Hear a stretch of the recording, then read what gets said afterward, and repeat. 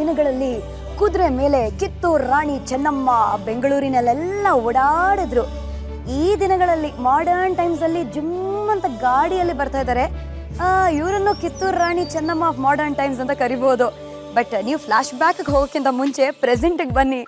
Gold winner refine sunflower oil present star ಅಭಿರುಚಿ powered by Vim. ನಾನು ನಿಮ್ಮ ಪಟಾಕಿ ಶ್ರುತಿ. ಇವತ್ತು ನಮ್ಮ ಜೊತೆಗೆ ಶುಭಾ ಪೂಂಜಾ ಇದ್ದಾರೆ. ಶುಭಾ ಪೂಂಜಾ ಅವರ ಜೊತೆ ಇವತ್ತು ಯಾರ ಕೈ ರುಚಿನ ಟೇಸ್ಟ್ ಮಾಡ್ತೀವಿ ಅಂದ್ರೆ ಇವರಿಗೆ ಬಹಳ ಎದೆಗಾರಿಕೆ ಇದೆ. ಅದೇ ಹೇಳದ್ನಲ್ಲ, ಹೆಸರಲ್ಲೇ ಕಿತ್ತೂರಿದೆ. ಸಾಕು, ನಾ ಹೇಳದ್ ಬೇಡ, ಶುಭಾನೇ ಕೇಳೋಣ. ಸೊ ಶುಭಾ, ಇವತ್ತು ಯಾರು ಬರ್ತಾ ಇದ್ದಾರೆ ನಮ್ಮ ಸ್ಟಾರ್ಸ್ ಅಭಿರುಚಿಗೆ ಅವರ ಕೈ ರುಚಿ ತೋರ್ಸಕ್ಕೆ? ಐ ಥಿಂಕ್ ನನ್ನ ತುಂಬ ಕ್ಲೋಸ್ ಫ್ರೆಂಡ್ ಹಾಗೂ ಐ ಥಿಂಕ್ ಕರ್ನಾಟಕಕ್ಕೆ ತುಂಬ ಪರಿಚಯ ಇರೋ director Sumana Kittur. Sumana Kittur. So let's welcome Sumana to stars Abhiruchi. ಗಯಾಲಿ.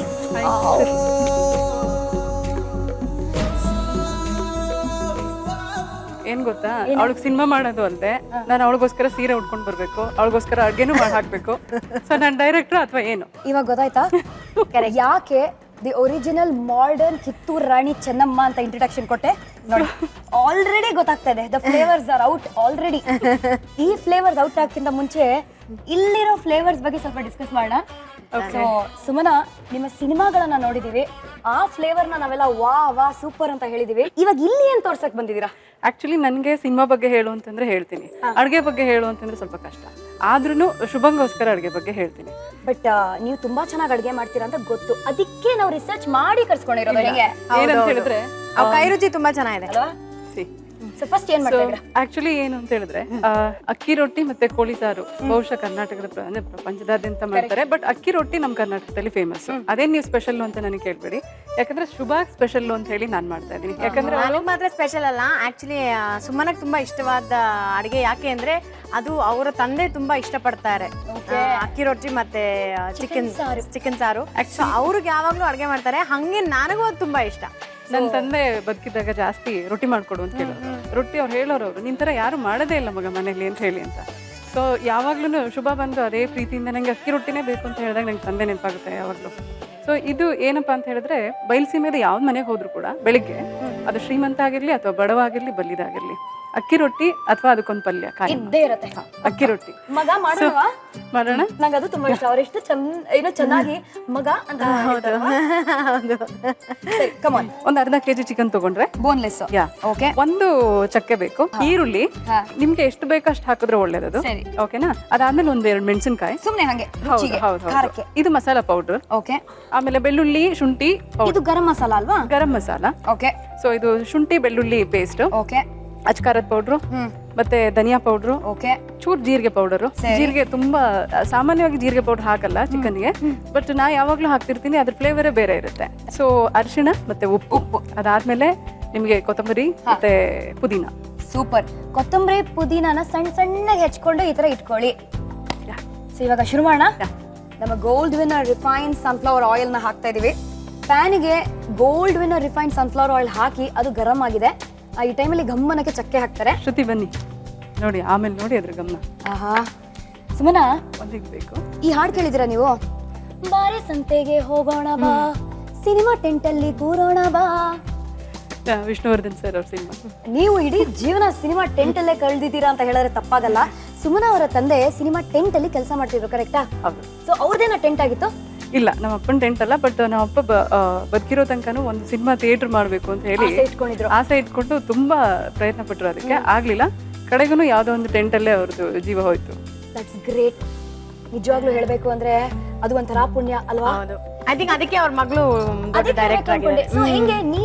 ನನಗೆ ಮೈಸೂರು ಗಾಯತ್ರಿ ಥಿಯೇಟರ್ ಇದೆ, ಅಲ್ಲಿ ಎಲ್ಲಾ ಸಿನಿಮಾಗಳು ನಂದು ಏನಾಗಿದೆ ಅಂತ ಹೇಳಿದ್ರೆ ತುಂಬಾ 100 days ಹೋಗಿದೆ. ಅಲ್ಲಿ 50 days ಕಿರುಗುರಿನ ಗಯಾಳಿಗಳು. ಅದ್ರ ಮಧ್ಯದಲ್ಲಿ ಒಂದ್ಸರ್ತಿ ಇದನ್ನ ಹಾಕ್ಬಿಡ್ತೀನಿ. ಈರುಳ್ಳಿ ಚಕ್ಕೆ ಘಮ್ ಅಂತಿರುವಾಗ ಚರ್ಪರನ್ನಕ್ಕೆ ಈರುಳ್ಳಿ ಹಾಕ್ಬಿಡಿ. ಫುಲ್ ಹಾಕೋದ್ ಬೇಡ ಅಲ್ಲ? ಬೇಕಂದ್ರೆ ಹಾಕೋಬಹುದು. ಹಸಿಮೆಣಸಿನಕಾಯಿ, ಈರುಳ್ಳಿ, ಚಕ್ಕೆ ಹಾಕಾದ್ಮೇಲೆ ಹಾಕಿ. ಇವಾಗ ನೀವು ಹೇಳಿ. 7ನೇ ಕ್ಲಾಸಲ್ಲಿ ನಾನು ಪಬ್ಲಿಕ್ ಎಕ್ಸಾಮ್ ಬರೆದಿದ್ದೆ, ಪಾಸ್ ಆಗಿದ್ದೆ. ಅದನ್ನ ನನಗೆ ಸ್ಕಾಲರ್ಶಿಪ್ ಕೊಡ್ತೀನಿ ಅಂತ ಹೇಳ್ಬಿಟ್ಟು ಮೈಸೂರಲ್ಲಿ ಒಂದು ಎಕ್ಸಾಮ್ ಇಟ್ಟಿದ್ರು. ಅದಕ್ಕೆ ನಮ್ಮ ತಂದೆ ಕರ್ಕೊಂಡು ಬಂದ್ರು. ಫಸ್ಟ್ ಟೈಮ್ ಮೈಸೂರು, ಬಹುಶಃ ಅದೇ ನನಗೆ ಫಾರಿನ್ ಮೈಸೂರು. ಸೊ ಮೈಸೂರಿಗೆ ಬಂದಾಗ ಏನಾಯ್ತು, ನಮ್ಮ ತಂದೆ ಹೇಳಿದ್ರು ನೀ ಟೆಂಟ್ ನೋಡ್ತಿರ್ತೀಯಲ್ಲ, ದೊಡ್ಡ ಥಿಯೇಟರ್ ತೋರಿಸ್ತೀನಿ ಬಾ ಅಂತ. ಎಲ್ಲ ಎಕ್ಸಾಮ್ಸ್ ಎಲ್ಲ ಮುಗಿಸಿ ಆ ರಾತ್ರಿ ಕರ್ಕೊಂಡು ಹೋದ್ರು. ನನಗೆ ಫುಲ್ ಖುಷಿ, ಇಷ್ಟು ದೊಡ್ಡ ಥಿಯೇಟರ್ ಇರುತ್ತಾ, ಇಷ್ಟು ದೊಡ್ಡ ಇರುತ್ತಾ, ಹೋಗೋಣ ಬಾ ಒಳಗಡೆ ಅಂತ. ನಮ್ಮ ತಂದೆ ಹೇಳಿದ್ರು ನಾವು ಸಿನಿಮಾಗೆ ಹೋದ್ರೆ ಊರಿಗೆ ಹೋಗೋಕ್ಕಾಗಲ್ಲ, ಯಾಕಂದ್ರೆ ಬಸ್ ಚಾರ್ಜ್ ದುಡ್ಡು ಬೇಕಾಗುತ್ತೆ, ನೀ ಇಲ್ಲೇ ಕೂತ್ಕೊಂಡಿರೋಣ ಅಂತೇಳಿ ನಮ್ಮ ತಂದೆ ಅಲ್ಲೇ ಕೂರಿಸ್ಕೊಂಡು ಥಿಯೇಟ್ರಿಂದ ಹೊರಗಡೆ, ಅದು ನನಗೆ ಗೊತ್ತಿಲ್ಲ ಯಾವ ಸಿನಿಮಾ ಓಡ್ತಾ ಇತ್ತು ಅಂತ, ಹೊರಗಡೆ ಜನ ಬರೋ ತನಕನೂ ಕೂತಿದ್ರು. ಬಂದ್ರು ಒಂದಷ್ಟು ಜನ ಬಂದ್ರು. ಫುಲ್ ಖುಷಿ ನನಗೆ, ಅಪ್ಪ ಇಷ್ಟು ದೊಡ್ಡ ಥಿಯೇಟ್ರ್ ಇರುತ್ತಾ, ಒಳಗಡೆ ಹೇಗೆ ಕಾಣ್ತಾರೆ ಎಲ್ರು. ಸೊ ಈ ಥರದ್ದು ತುಂಬ ಚಿಕ್ಕ ವಯಸ್ಸಲ್ಲಿ. ಸೊ ಒಂದೇನಪ್ಪ ಅಂತ ಹೇಳಿದ್ರೆ ಅದೇ ಗಾಯತ್ರಿ ಥಿಯೇಟ್ರಲ್ಲಿ ನನ್ನ ಎಲ್ಲ ಸಿನಿಮಾಗಳು 100 ದಿನ ಹೋದ್ವು. ಸೊ ಯಾವಾಗಲೂ destiny correct. So beautiful. Tent ಅಂತ ಹೇಳಿದ್ರೆ ಇಡೀ ಜಗತ್ತಾಗಿತ್ತು. ಸ್ಕೂಲ್ ಬಿಟ್ಟ ತಕ್ಷಣ ನಾನು ನಮ್ಮ ತಂದೆ ಹತ್ರ ಹೋಗ್ತಾ ಇದ್ದೆ. ಸೊ ನನ್ನನ್ನು ಬಿಸಿ ಮಾಡಬೇಕು ಅಂತ ಹೇಳ್ಬಿಟ್ಟು ಅವ್ರೇನ್ ಮಾಡೋರು, ಒಳಗಡೆ ಹೋಗು, ಯಾವ ರೀಲಲ್ಲಿ ತುಂಬಾ ಗ್ರೈನ್ಸ್ ಬರುತ್ತೆ ಅವ್ರಿಗೆ ಹೇಳಕ್ ಬರ್ತಾ ಇರ್ಲಿಲ್ಲ ಅವಾಗ, ಎಲ್ಲೆಲ್ಲಿ ಗೆರೆ ಬರುತ್ತೆ, ಎಲ್ಲೆಲ್ಲಿ ಕಾಣಿಸೋದಿಲ್ಲ, ಅದನ್ನ ನೀನ್ ಬಂದು ನನ್ಗೆ ಹೇಳ್ಬೇಕು ಅಂತ.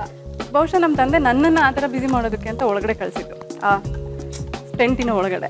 ಬಹುಶಃ ಅದು ನಂದು ಬದುಕಾಗುತ್ತೆ ಅಂತ ಅವ್ರಿಗೂ ಗೊತ್ತಿರಲಿಲ್ಲ.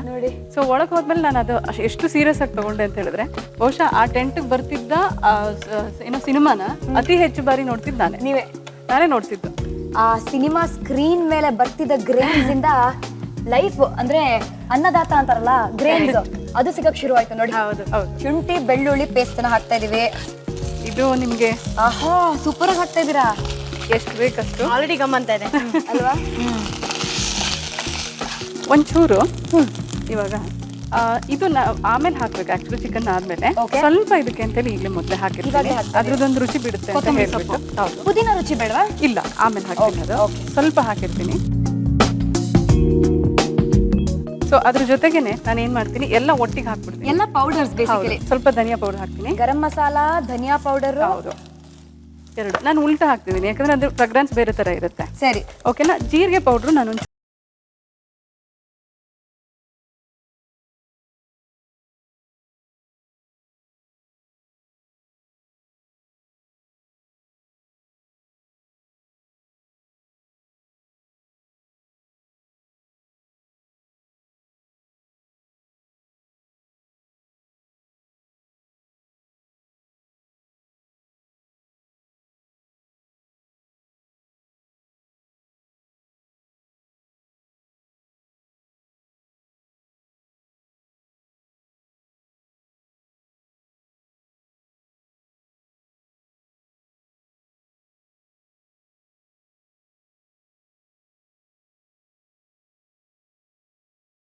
ಸರಿ. ಅದಾದ ನಂತರ ಯಾವಾಗ್ಲೂ ನಿಮ್ಗೆ ಗೊತ್ತಿದೆ ಆ ಸಂದರ್ಭದಲ್ಲಿ ಏನಾಯ್ತು ಅಂತ ಹೇಳಿದ್ರೆ ಬರೀ ಅಂಡರ್ವರ್ಲ್ಡ್ ಸಬ್ಜೆಕ್ಟ್ಗಳೇ ಬರ್ತಾ ಇದ್ದಂತ ಕಾಲ. ಅದು ಕೂಡ ಅಂಡರ್ವರ್ಲ್ಡ್ ಅಂತ ಹೇಳಿದ್ರೆ ಏನೋ ಹುಡುಕಾಟ. ಈಗ ನಾವು ಸರ್ ಕೇಳ್ತಾ ಇದ್ವಿ, ಶ್ರೀಧರ್ ಸರ್ ಅವರು, ಬಚ್ಚನ್ ಮಾಮ ಅವ್ರಿಗೆ, ನೀವೇ ಒಂದು ಸಿನಿಮಾ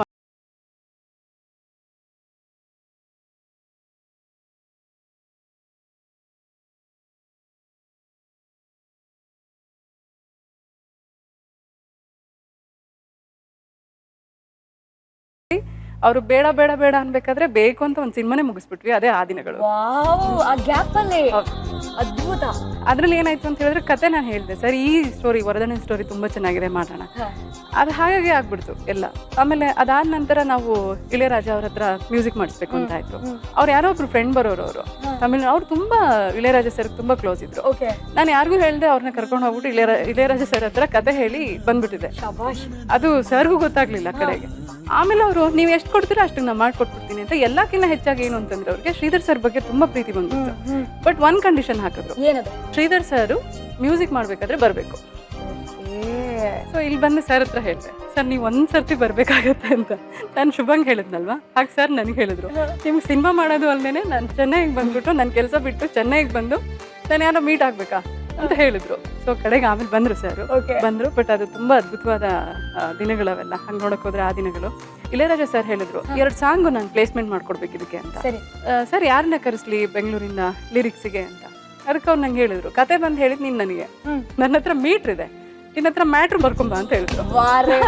ಅವರು ಒಂದು 5 ದಿನ ಬರೀ ಅದನ್ನೇ ಕೇಳೋರು. ನಂದು ಮೀಟ್ರ್ ರೆಡಿ, ಎಲ್ಲಿ ನಿಂದು ಮ್ಯಾಟ್ರ್ ಅಂತ ಹೇಳೋರು. ಇದು ನನಗೆ ಅದು ಮೀಟ್ರ್ ಅಂದ್ರೆ ಏನಂತ ಗೊತ್ತಿಲ್ಲ, ಯಾಕಂದ್ರೆ ಯಾವತ್ತೂ ನಾನು ಲಿರಿಕ್ಸ್ ಬರ್ದಿಲ್ಲ. ಮತ್ತೆ ನಾನು ಹೇಳಿದೆ, ಒಂದಿನ ಹೋಗ್ಬಿಟ್ಟು ಹೇಳಿದೆ. ಅವರು ಮಧ್ಯಾಹ್ನ ಹೊತ್ತು ಒಬ್ಬರೇ ಕೂತ್ಕೊಂಡಿರೋರು, ಸುಮ್ಮನೆ ಮೆಲ್ಲ ಹೋದ್ರೆ ಎಲ್ಲ ತೋರಿಸೋರು, ಇದೆಲ್ಲ ನನ್ನ ಪೇಂಟಿಂಗು, ನನ್ನ ರೂಮು ಇದು ಅಂತ. ಅರಮನೆ ಹಿಡ್ಕೊಂಡು ಕೂತಿರೋರು. ನಾನು ಹೇಳಿದೆ ಅವ್ರಿಗೆ, ಒಂದು ಮಾತು ಹೇಳಿದೆ, ಮಾಸ್ಟರ್ ನನಗೆ ಮೀಟ್ರ್ ಅಂದರೆ ನನಗೆ ಗೊತ್ತಾಗ್ತಾ ಇಲ್ಲ, ಬಟ್ ನೀವು ಬರೀರಿ ಅಂತಂದರೆ ಕತೆ ಇಡೀ ಗೊತ್ತು, ಬರೆದು ಬಿಟ್ಕೊಡ್ತೀನಿ. ಹಾಂ ಹೇಳಿ ಅಂತ ಹೇಳಿದ್ರು. ಅವಳ ಕಣ್ಣುಗಳು ನೆನಪಾಗಿಸುತ್ತಿದೆ ಈ ಬೆಳದಿಂಗಳು, ಬದಲಾಗಿ ಹೇಳು ಅಂದರು. ನನಗೆ ಬದಲಾಗಿ ಹೇಳು ಹೇಳು ಹೇಳು ಅನ್ಬೇಕಾದ್ರೆ 3-4 ಸರಿ ಆಯಿತು, ನನ್ನ ಕಣ್ಣಲ್ಲೇ ನೀರು ಬಂದ್ಬಿಡ್ತು. ನನಗೆ ಯಾಕೆ ಬೇಕು ಈ ಮೀಟ್ರ್ ಸವಾಸ? ಸೀರಿಯಸ್ಲಿ ಮ್ಯಾಟರ್ ಇದೆ, ಬಟ್ ನಾನು ಹೊರಗಡೆ ಬಂದ್ಬಿಟ್ಟು ಕಣ್ಣಲ್ಲಿ ನೀರು ಹಾಕೊಂಡು ರವಿ ಮಾಮ ಹತ್ರ ಹೇಳಿದೆ, ಪ್ರೊಡ್ಯೂಸರ್ ಹತ್ರ, ಅಮ್ಮ ಇವರು ಮೀಟ್ರ್ ಒಂದು ನನ್ನ ಪ್ರಾಣ ತಿಂತಾ ಇದ್ದಾರೆ, ನಾನು ಬರಲ್ಲ ನಾಳೆ ಬೆಳಿಗ್ಗೆ ಇಲ್ಲಿಗೆ ಅಂತ. ಇಲ್ಲ ಇನ್ನೊಂದು ಸರ್ತಿ ಹೋಗೋದು. ಸೊ 4 ಗಂಟೆಗೆ ಕರೆದ್ರು. ಆಮೇಲೆ ಒಂಚೂರು ಪ್ರಿಪೇರ್ ಆದೆ ಅಂತ ಅನ್ಕೊಳ್ತೀನಿ ನಾನು ಹೇಳಿದೆ, ಆ ದಿನಗಳು ಪ್ರತಿ ಕ್ಷಣ ಹೃದಯದೊಳಗೆ ಅದೇ ಇದೆ ಹಸಿರಾಗಿದೆ ನನ್ನೊಳಗೆ ಅಂತ ಹೇಳ್ಬಿಟ್ಟು ಬರೆದೆ. ಅದನ್ನ ಪದಗಳನ್ನ ಉಲ್ಟಾ ಮಾಡಿದ್ರು. ಸೊ ಹಾರ್ಮೋನಿಯಂ ಇಟ್ಕೊಂಡು